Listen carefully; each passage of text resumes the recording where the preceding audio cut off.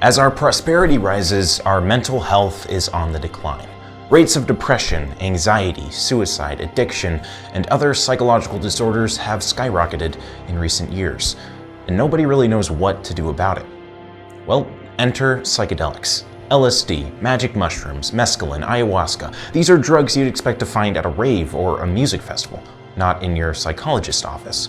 But that may be about to change, as research in psychedelics increasingly shows their potential for treating psychological conditions. This is the science of psychedelics.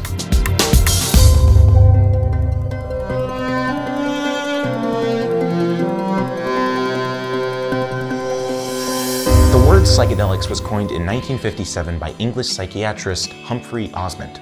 It combines two words, mind, psyche, and manifests delic, from the Greek word delos. Cue the 1960s, the counterculture. By the time the United States public first heard about LSD, researchers in Europe and the US had already been testing it for 15 years, and even using it to treat conditions like addiction and depression. If it seems surprising that one type of drug could treat so many different disorders, consider their common link. They all involve repetitive loops and destructive narratives. The part of the brain where this takes place, called the default mode network, is the part of the brain psychedelics affect. The default mode network is least active when you're focused on a task, and most active when you're at rest without any external stimuli, which is when you start to daydream or remember things about the past or even replay interactions you had with other people.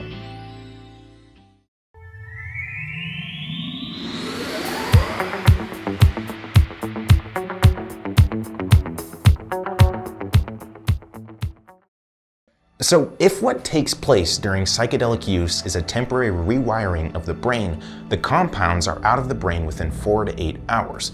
Why is it that once the sort of compounds leave the brain, the lasting effects are enduring on so many people?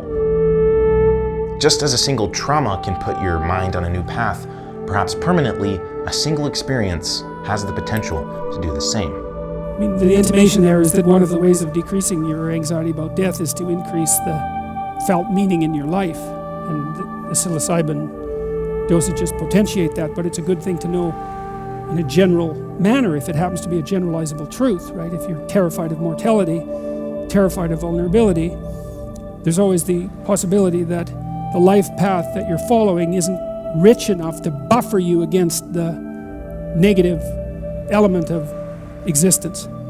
It's a reasonable hypothesis.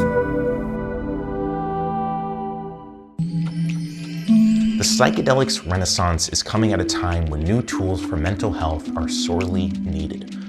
Other branches of medicine, cardiology, oncology, infectious disease, have made huge strides in the past 50 years, both in reducing suffering and prolonging life, but mental health care has essentially been at a standstill. To go from their current classification as Schedule I drugs to getting approved as a medicine, psychedelics need to go through the standard 3-phase FDA approval process. First, an open-label, no placebo pilot study, followed by a placebo-controlled trial, then an even larger placebo-controlled trial. The FDA has granted breakthrough therapy status to both MDMA and psilocybin, commonly found in mushrooms.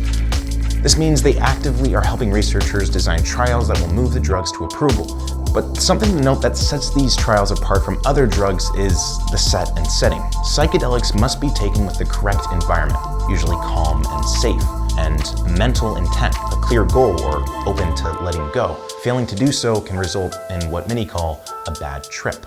We know so little about the mind, and even less about psychedelics. But just like computer technology, substance technology will continue to grow. Hopefully, we'll have the brains to navigate these new waters of metaphysical realms responsibly.